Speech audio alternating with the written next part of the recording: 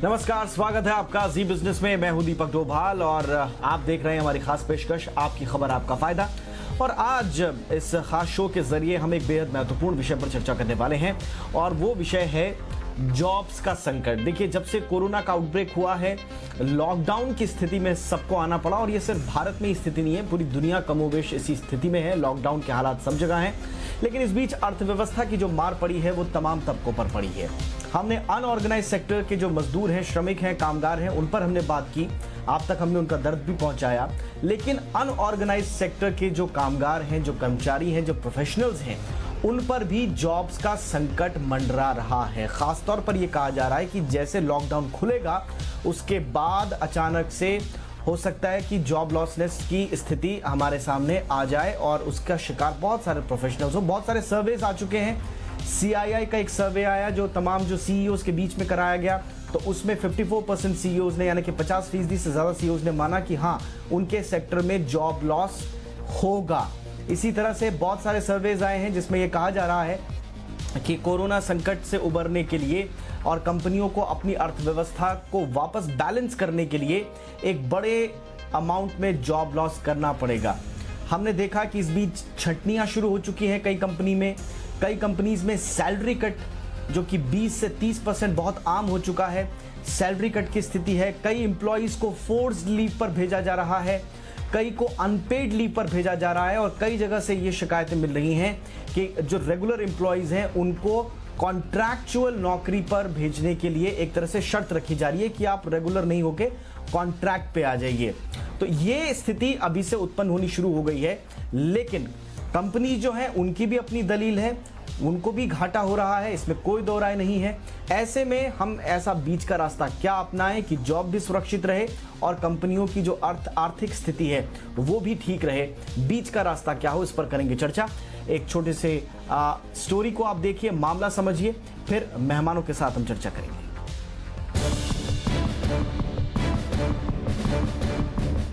Corona संकट ने देश की इकोनॉमी के इम्यून सिस्टम को भी चुनौती दी है। इस अदृश्य वायरस ने देश के उस फॉर्मल सेक्टर को कमजोर करना शुरू कर दिया है जहां से करोड़ों लोगों का घर चलता है। Tourism, hospitality, aviation, IT, auto ऐसे सेक्टर्स हैं जो देश की इकोनॉमी की रीढ़ हैं। लेकिन कोरोना संकट की मार भी इन्हीं सेक्टर पर सबसे ज्यादा पड़ी है। आलम यह है कि कंपनियों में छंटनियां शुरू हो चुकी हैं। कहीं जबरन छुट्टी पर भेजा जा रहा है। सबसे पहली आंच उन कर्मचारियों पर आई जिन्हें कॉन्ट्रैक्ट पर रखा गया है। कई जगह रेगुलर कर्मचारियों को कॉन्ट्रैक्ट पर आने की शर्त भी रखी जा रही है। तो कई कंपनियों ने कर्मचारियों की सैलरी में 20 से 30% तक की कटौती भी की है।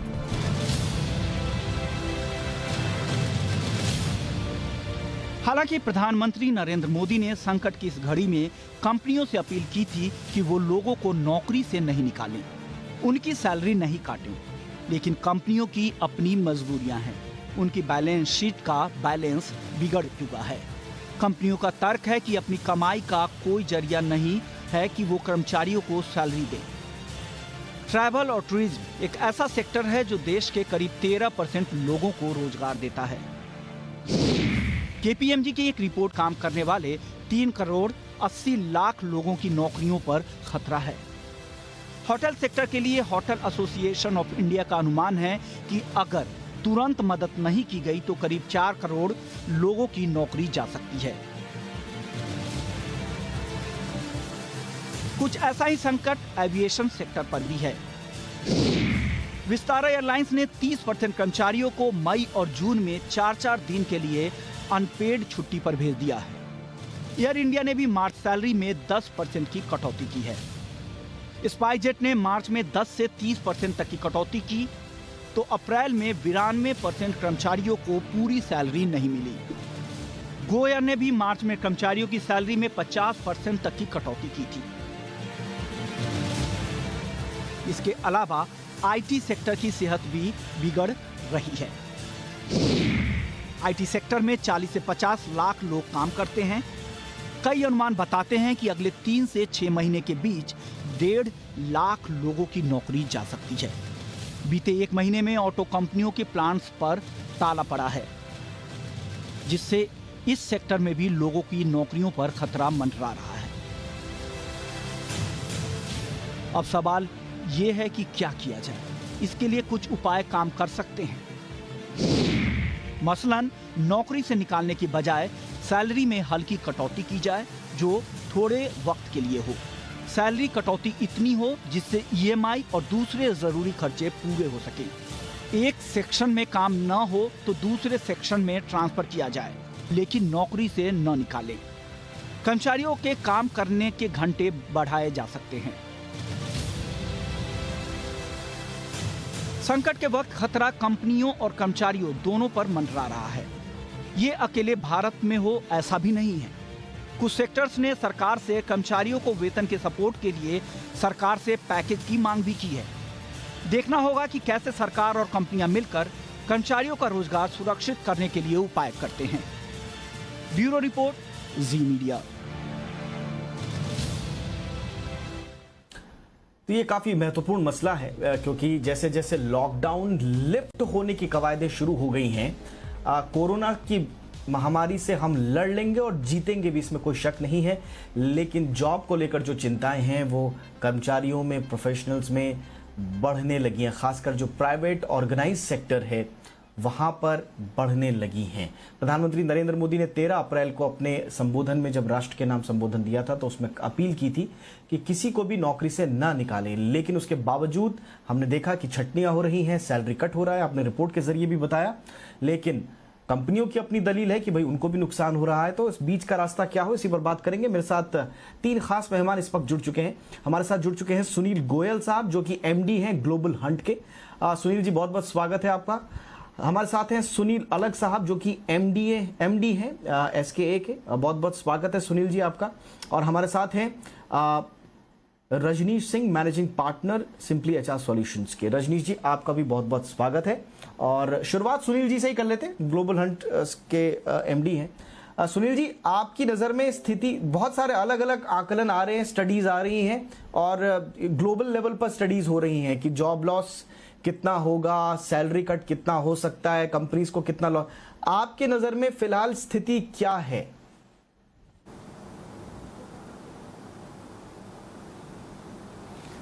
देखिए, अगर मैं आपको बताऊं स्थिति के हिसाब से तो ये कोविड ने एक ऐसा इम्पैक्ट लेके आया है कि पूरे पिरामिड में, पूरे एम्प्लॉयमेंट के पिरामिड में अगर आप देखेंगे, जो जितना नीचे है वो उतना परेशान है। इन द सेंस कि जो डेली वेज वर्कर्स थे या उसके ऊपर वो एक इनफॉर्मल सेक्टर था, उसके ऊपर फॉर्मल सेक्टर है, उसके ऊपर सीनियरिटी है, सुपर सीनियरिटी है। तो पूरे के पूरे स्ट्रक्चर में अगर आप देखें तो अगर ऑर्गेनाइजेशंस की हायरार्की या इकोनॉमी की हायरार्की अगर पिरामिड में होती है तो ऑब्जर्वेशन के हिसाब से तो जो पिरामिड के बॉटम में है वो सबसे ज़्यादा परेशान है और सबसे ज़्यादा दुखी है, इसमें दो मत नहीं है। बट उसका इम्पैक्ट सिर्फ उन्हीं तक नहीं है, इसका इम्पैक्ट काफ़ी ऊपर तक है। अगर आप देखें तो जो आपकी स्टडी बता रही हैं कि कंपनीज़ ने इनिशियली जब लॉकडाउन होता है या कोई भी पैंडेमिक जैसे सिचुएशन आई है, हर कोई वेट एंड वॉच के सिचुएशन में था कि चलिए कुछ ना कुछ आगे इम्प्रूव हो जाएगा, 2 हफ्ते में कुछ ओपन हो जाएगा, सिचुएशन में भी back. But since it's a global, क्योंकि ये पूरी दुनिया में फैला है और दूसरे देशों की स्थिति भी हम देख रहे हैं कि वहाँ पे भी बहुत जल्दी इम्प्रूवमेंट नहीं हुआ है। और हमारा देश एक ऐसा है जहाँ पे कि 3-4 तरह में प्रॉपर कैटेगरी है। तो एक तो कम्प्लीटली जो लेबर क्लास है जो कि ग्राउंड लेवल पे डेली वेज में काम करता है, उसके बाद इनफॉर्मल सेक्टर है जो कि ब्रिक एंड मोटर इन्वायरमेंट पे काम करता है, मैन्युफैक्चरिंग है, ब्रिक एंड मोटर है, कंस्ट्रक्शंस हैं।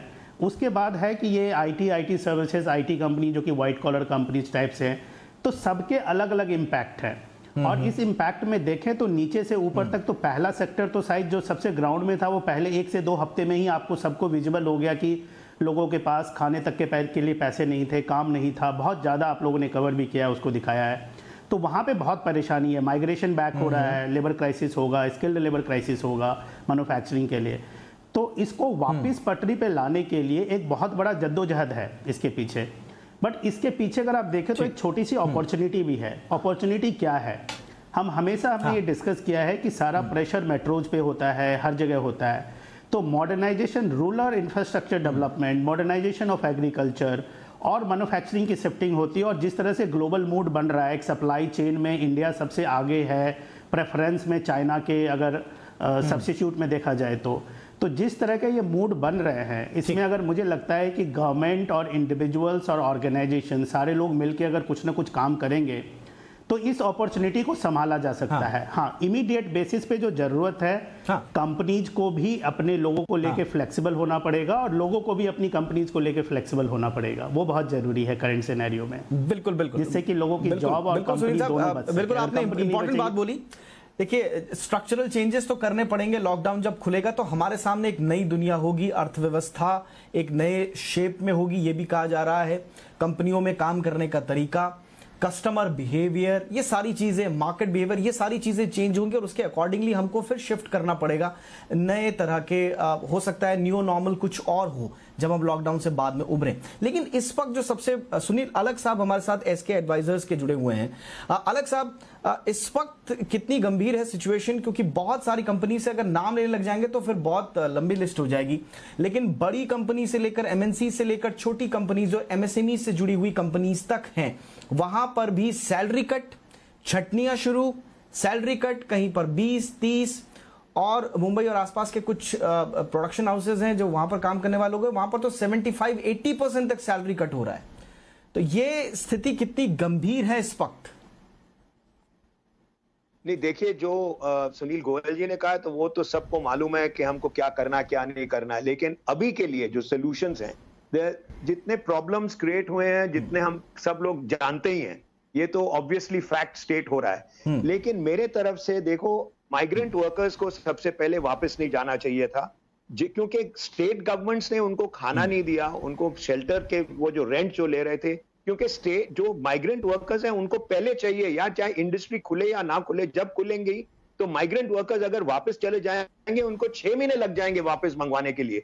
वही बैकबोन है। जर्मनी में भी 85% ऑफ द बैकबोन जो भी है एमएसएमईज जो हैं वो ही करते हैं। तो पहले तो माइग्रेंट वर्कर्स को स्टेट गवर्नमेंट्स की ये गलती थी कि उन्होंने रोका नहीं जाने से पहले। अब जो जा रहे हैं वापस, सब लोग स्टेट गवर्नमेंट्स कह रहे हैं वापस भेज दो। अब कर्नाटका आज ने कहा है कि नहीं भेजेंगे हम, क्योंकि कंस्ट्रक्शन खुल रहा है, ये खुल रहा है, वो खुल रहा है, आप रहिए वहां पे। एक तो वो, लेकिन इमीडिएटली जो है जो शॉर्ट टर्म प्लान है। अलग साहब, मैं चाहता हूं थोड़ा सा हम आज की चर्चा को फोकस इसलिए रखें क्योंकि हम माइग्रेंट लेबर पे, हमने इनफॉर्मल सेक्टर्स, माइग्रेंट लेबर जो इस पूरे पिरामिड के लोग जो हैं उन पर हमने बहुत बात की है, चर्चाएं उनके बारे में हो भी रही हैं। हमारा जो आज का मुद्दा है वो है फॉर्मल सेक्टर के वो कामगार जो कि प्रोफेशनल्स हैं, उनकी जॉब जाने का खतरा, उनकी सैलरी कट का खतरा। किसी को मेल आ रहे हैं कि आप अब मत आइए, फोर्स लीव पे चले जाइए, सैलरी कट होगा। उन कामगारों पर जरा फोकस अगर हम रखें तो। Yes sir. देखिए, सैलरी कट तो सबके होने वाले हैं, चाहे आप जो ऑर्गेनाइज सेक्टर है, you have to accept it. आज अगर कम से कम आपका नौकरी जो बचा रहे हैं तो सैलरी कट आपको 6 महीने के लिए होगा। ये परमानेंट थोड़ी है कि सैलरी कट अगले 2 साल 3 साल तक चलेगा। ये तो सबको समझना है कि हमारे पास एक प्रॉब्लम है सैलरी। इसमें ये हमको बचाना है कि आप लोगों को सैक मत करिए, बस इतना करिए। देखिए, आप अगर टोयोटा मोटर्स को देखिए, जो किर्लोस्कर है बैंगलोर में, उन्होंने कहा कि देखो हमने किसी को नहीं निकाला है, अगर सैलरी कट भी की है तो 10-20%। अगर विस्तारा ने 4 दिन के लिए भेज भी दिया है तो क्या हुआ, 4% is only 15% of the salary. This is something जो गवर्नमेंट को भी सबको पैसे देने हैं अभी, जो उनका फिस्कल स्टिमुलस अभी तक अनाउंस भी नहीं हुआ है। मैं तो उनको प्लीड करूंगा कि आप भूल जाइए कि आपका फिस्कल स्टिमुलस इस साल से कम नहीं होगा। आप ठीक है सर, आपके कम्युनिकेशन में थोड़ा प्रॉब्लम आ रहा है, मुझे लगता है इसको ठीक करने। मैं हाँ बिल्कुल, सैलरी की आपने बात की और आपने कहा कि सैलरी कट, हाँ सैक मत कीजिए, एक सॉल्यूशन है, लेकिन सैलरी कट से सबको 2-4 होना पड़ेगा। रजनीश जी, लेकिन हमने कुछ लोगों से बातचीत की और फीडबैक हमें यह मिला है, खासकर जो आईटी प्रोफेशनल्स और बाकी सेक्टर के हैं, उनका ये मानना है, उनकी एक शिकायत है, ये उनकी चिंता हम आपके सामने रख रहे हैं। उनका ये कहना है कि भाई कंपनीज इस बीच कॉर्पोरेट सोशल रिस्पॉन्सिबिलिटीज में खर्चा कर रही हैं, बाकी चीजों में खर्चा कर रही हैं, दान दे रही हैं, लेकिन एम्प्लॉइज के बारे में अभी नहीं सोचा जा रहा। एम्प्लॉइज का जैसे ही नाम आ रहा है तो तुरंत कह दे रहे हैं कि साहब संकट चल रहा है, हम तो सैलरी कट करेंगे आपकी, क्योंकि इकोनॉमिक क्राइसिस से जो है कंपनी भी गुजर रही है और उसकी भरपाई आपकी सैलरी से की जाएगी। कई लोगों को कहा जा रहा है कि आप रेगुलर मत रहिए, अब आप कॉन्ट्रैक्ट पे आ जाइए। तो ये जो सिचुएशन है, क्या आने वाले समय में ये और ज्यादा खतरनाक रूप में हमारे सामने होगी, जॉब की क्राइसिस, या बेहतरी की उम्मीद हम आने वाले समय में करें? Thank you Deepak ji. मैं इसको दो तीन तरीके से देखता हूँ। एक तो बहुत इम्पोर्टेंट ये आपको देखना होगा कि जो कटौती की हम बात कर रहे हैं, हमें ये भी उदाहरण देना चाहिए कि काफी टॉप मैनेजमेंट, काफी लीडरशिप लेवल पे कटौती कहीं ज्यादा हो रही है। कुछ ऐसी लीडरशिप भी हैं जिन्होंने कि ये भी डिसाइड किया कि वो आने समय पे सैलरी नहीं लेंगे पूरे साल। तो ये एक इम्पॉर्टेंट चीज है जानना कि ऊपर में ऑलरेडी सैक्रिफाइस काफी हो रहा है। दूसरा है ये समझना कि बीच वाले जो लेवल पे लोग हैं वहां पर, हाँ, अब जैसे जैसे आगे बढ़ रही है लॉकडाउन तो दूसरे लेवल पे थोड़ी बहुत कटौती शुरू हो गई, मगर काफी एम्प्लॉयर्स लोगों ने ये ध्यान रखा है और ये बहुत ही सराहनीय चीज है कि उन्होंने एक बिल्कुल जो नीचे तबके के लोग हैं उनको वो लोगों ने मान करके रखा कि हम उनको नहीं टच करेंगे। आई थिंक ये एक बहुत ही अच्छा जेस्चर है उनके पार्ट पे। तो आप जिस तरह कह रहे हैं कि कई ऐसे कॉस्ट हेड्स हैं जिनको कि हमें आइडेंटिफाई करना है, जहां से हमें मनी को चैनलाइज करना है इन सब चीजों पे, ताकि हम अपने लोगों का सैलरी बचा के रखें। और जिस तरह अगले पैनलिस्ट भी बोल रहे थे कि हमें नौकरी का तो अभी सोचना भी नहीं चाहिए, मगर हाँ, बात अगर इस तरह चलती रहेगी तो हाँ, नौकरी पे भी बात आएगी। प्रोफेशनल वर्कफोर्स पे काफी असर पड़ेगा, खासकर अगर आप देखेंगे एविएशन का, हॉस्पिटैलिटी का, रिटेल का, इन सब पे बहुत ज्यादा असर पड़ने वाला है। उसके लिए सबको तैयार रहना पड़ेगा। उसके लिए अपने आप को आप किस तरह तैयार कर रहे हैं, आप किस तरह सेविंग्स कर रहे हैं, किस तरह आप कंजर्व कर रहे हैं मनी को, ये बहुत जरूरी है एक एम्प्लॉय को भी जानना। ठीक है सर। सुनील गोयल साहब, वापस आपसे शुरू करें। अब हम समाधान पर आते हैं। समाधान बहुत सारे हैं, हमने अपने पैकेजेस में भी समझाया। क्या आपको लगता है भाई कंपनी इस बारे में सोचे कि हेड ऑन खर्चे जो हैं वो कम किए जाएं? अगर कर्मचारी से ज़्यादा आपको काम लेना है तो आप लीजिए, वर्क फ्रॉम होम कराना है खर्चे बचाने के लिए तो वो भी आपके पास एक ऑप्शन है। एक ऑप्शन ये है कि भाई अगर एक डिपार्टमेंट में ज़रूरत नहीं है तो डिपार्टमेंट शिफ्ट करके, लेकिन जैसा प्रधानमंत्री नरेंद्र मोदी की इच्छा है और उन्होंने अपील भी की है कि कोशिश ये हो कि जॉब न जाए, कट भले ही हो जाए लेकिन जॉब न जाए।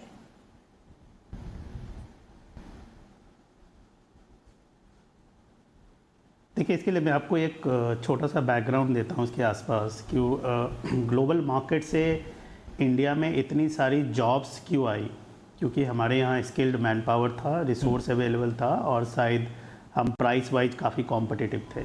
मैन्युफैक्चरिंग में शायद हम एक्सेलेंस उतना नहीं कर पाए जितना हम सर्विसेज में कर पाए, और उसी के थ्रू क्या हुआ, एक के बाद दूसरा और दूसरे के बाद तीसरा चेन डेवलप होता चला गया और शायद हम वर्ल्ड में सबसे बड़ी सर्विसेज की इकोनॉमी बन गए। अगर आप इसको दूसरे एस्पेक्ट से ये देखिए कि हर डेवलप्ड मार्केट में, अमेरिका है, यूरोप है, यूके है, ऑस्ट्रेलिया है, जितने भी डेवलप्ड मार्केट हैं, हर जगह पेंडेमिक है, हर जगह क्राइसिस है। तो वो भी एक देश अपनी जॉब्स को प्रोटेक्ट करने की कोशिश कर रहे हैं। वो भी चाह रहे हैं कि वो बाहर के लोगों को ना आने दें, उनके लोकल लोगों को जॉब मिले। वहाँ पे भी जॉब लॉसेस हुए हैं। हमारी सिचुएशन ऐसे में कैसे अराइज होती है और कहाँ पे हम आते हैं, कहाँ पे हम फॉल करते हैं? सबसे मोस्ट इम्पॉर्टेंट हमारे लिए ये है कि हम वर्ल्ड में कॉम्पिटिटिव बने रहें। और ये मैं डेडिकेटेड एंड स्पेसिफिक टू आपको प्रोफेशनल सेगमेंट की बात बता रहा हूँ। हमारे लिए सबसे इम्पॉर्टेंट है हम वर्ल्ड में कॉम्पिटिटिव बने रहें in terms of skill sets, जो कि हम हैं, उसमें कोई शायद क्वेश्चन मार्क नहीं है। और दूसरा इन टर्म्स ऑफ कॉस्ट हमारे लिए थोड़ा वेरिएशन हुआ था। हमारे यहाँ रियल एस्टेट्स ऑपरेटिंग कॉस्ट बढ़ गया था और शायद लोगों की सैलरी भी उसी हिसाब से बढ़ गई थी क्योंकि खर्चे बढ़ गए थे, लिविंग कॉस्ट बढ़ गया था। आज की डेट में अगर हम देखें इस पूरी चीज़ों को डिसेंट्रलाइज करके, अगर हम टियर 1 टियर 2 सिटीज़ को यूटिलाइज करना शुरू कर लें, थोड़ा डिसेंट्रलाइज कर लें अपने आप को, ओवरऑल ऑपरेशंस को, और कंपनीज़ के जितने ओवरहेड्स हैं जो आपने बताया, चाहे वो too much of expansion in terms of infrastructures हैं या कोई भी चीज़ है, तो इंडिविजुअल्स की जॉब को अगर वो बचाने के लिए उनको अपने इंफ्रास्ट्रक्चर्स के कॉस्ट को या कुछ एडवर्टाइजिंग कॉस्ट को या कुछ वैसे कॉस्ट को अगर वो मॉडरेट कर लेते हैं और वहाँ पे शायद अपने लोगों की सैलरी को कुछ 5-10%, 20% अलाइन करके, मैं तो कहता हूँ अगर 25%, 30% भी अलाइन करके अगर 3 महीने और 6 महीने के लिए अगर वो सस्टेन कर लेते हैं सबको, तो इसमें कोई बुराई नहीं है। क्योंकि शायद ये बैड फेस सबके लिए है, किसी कंपनी या, क्योंकि कोई भी कंपनी अभी जॉब कट या सैलरी कट प्रॉफिटेबिलिटी के लिए नहीं कर रही है, सस्टेनेबिलिटी के लिए कर रही है कि उसकी कंपनी चलती रहे, वो इसलिए कर रही है। दैट्स वेरी तो इसके लिए जो सबसे इम्पोर्टेंट जो एरिया है, जो मुझे लगता है कि एम्प्लॉय और एम्प्लॉयर मिल के काम करें इस चीज़ पे, और उसका एक माहौल बनाया जाए कि ठीक है, जैसे ज़्यादा घंटे बात करने की गवर्नमेंट बात करिए कि भाई लोगों से 10 घंटे 12 घंटे आप काम करवा लीजिए, उनकी सैलरी कम से कम काटिए, उनको जॉब में रहने दीजिए कि इकोनॉमी में भी फ्लो ऑफ मनी बनता रहे और शायद फिर उसके बाद हम बहुत जल्दी रिकवर कर लेंगे। तो अगर हम दोनों एस्पेक्ट को देखें तो शायद कुछ front end consumer area affected होगा, जिसमें कि ऑटोमोबाइल है हमारा जो डायरेक्ट अफेक्टेड है, या एविएशन है जिसमें कि ट्रैवल रिस्ट्रिक्टेड है, वो अफेक्टेड है, हॉस्पिटैलिटी उससे रिलेटेड है, वहाँ अफेक्टेड है। बट उसके अलावा अगर आप देखें तो हम बहुत बड़ा एक टेक्नोलॉजी का हब है, बहुत बड़ा हम export of product and services का हब है, हम बहुत सारी चीज़ों को अट्रैक्ट कर सकते हैं कुछ ना कुछ कोलैबोरेशन करके। तो वहां पे मुझे लग रहा है कि एक बहुत अच्छा सॉल्यूशन निकल सकता है। इसके लिए थोड़ा सा माइंडसेट में अगर शिफ्ट करें तो अपॉर्चुनिटीज भी हैं एम्प्लॉय और एम्प्लॉयर। ये आपने बहुत अच्छा मंत्र दिया कि एम्प्लॉय और एम्प्लॉयर अगर साथ मिलकर काम करें, थोड़ा एक कुछ स्टेप एम्प्लॉय आगे बढ़े, कुछ स्टेप एम्प्लॉयर आगे बढ़े और म्यूचुअल अंडरस्टैंडिंग हो, तो फिर जॉब्स पर संकट नहीं आएगी। हाँ, इस संकट में कुछ कॉम्प्रोमाइजेस, सैक्रिफाइसेस तो होंगे ही, इसमें कोई दो राय नहीं है। अलग साहब, क्या आपको लगता है बहुत सारे सेक्टर्स हैं, टूरिज्म एंड ट्रैवल्स का सेक्टर है जिसमें 4-5 करोड़ लोगों की नौकरियां, रोजगार जुड़ा हुआ है, वो कह रहे हैं कि भाई सरकार हमें एक लोगों को वेतन देने के लिए एक पैकेज दे, हम एक सपोर्ट करें। उसी तरह से रिटेल में 4-5 करोड़ लोग जुड़े हुए हैं प्रत्यक्ष और परोक्ष रूप से, वो भी कह रहे हैं कि भाई हमें सैलरीज वगैरह के लिए। क्या इस मोमेंट पे सरकार की ओर से कोई स्टिमुलस पैकेज काम करेगा, मदद करेगा? देखिए, मैं तो कह रहा हूं अल्टीमेटली चाहे जो भी हो, सब शॉर्ट टर्म मेजर्स हैं कि आप सैलरीज कट करिए, सब कुछ करिए। जब तक डिमांड नहीं बढ़ेगी देश में, यही इंडस्ट्री वापस आएंगे 6 महीने के बाद, मुझे और दे दीजिए आप लेबर को बचाना है, मुझे ये करना है, मुझे वो करना है। Therefore put money in the hands of the consumer. मेरा मंत्र बड़ा सिंपल है मीडियम टर्म के लिए। जब तक वो खर्च नहीं करेंगे, वो वर्चुअस साइकिल नहीं शुरू होगी, इंडस्ट्री भी नहीं चलेगी, कुछ भी नहीं होगा। अभी जो भी मेजर्स अभी लिया जा रहा है कि उनको पैसे दे दीजिए, वेजेस कर दीजिए, पैसा आप अपना वेजेस कट कर लीजिए, वो सब ठीक है शॉर्ट टर्म में। Long term answer in India, हमारे पास बहुत बड़ा डोमेस्टिक मार्केट है sir, compare to rest of the world. जब तक वो पैसे नहीं खर्च करेंगे, कोई भी इंडस्ट्री नहीं सर्वाइव करने वाली है। मेरा सिंपल आंसर है, गवर्नमेंट को पैसे देना पड़ेगा। आप चाहे जीडीपी चाहे 0 हो, चाहे 1% हो, कोई फर्क नहीं पड़ने वाला है। अगले साल 2 साल में सब कुछ वापस आ जाएगा। How to create demand is the most important issue for me in the next 6 months। पहले तो 1-2 महीने जो आपको मिले हैं सुझाव, वो तो बहुत ही अच्छे हैं, लेकिन उससे कोई भी नहीं सर्वाइव करेगा भाई साहब, अगर आप डिमांड नहीं करेंगे तो।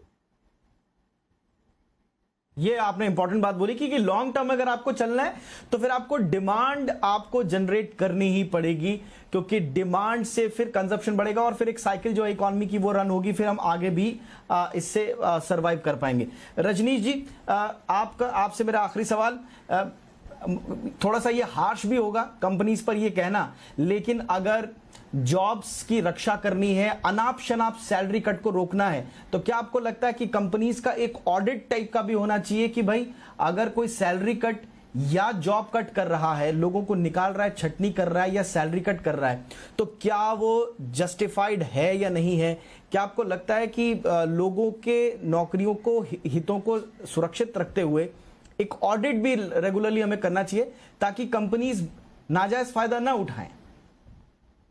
बहुत बढ़िया आपका सवाल है और ये बहुत ही इंपॉर्टेंट है कि हम ये जो भी कदम उठाएं, और इसमें आप देखिए, मान के चलिए, चूंकि आपने ये सेक्शन फिर बिल्कुल सॉल्यूशन पे रखा, ये सॉल्यूशन पे देखिए तीनों स्टेक होल्डर्स इक्वल हैं, गवर्नमेंट भी है, एम्प्लॉयर भी है और एम्प्लॉय भी। तो हमें ये तीनों का हमें देखना पड़ेगा स्टेक की क्या है इस पूरे समस्या में।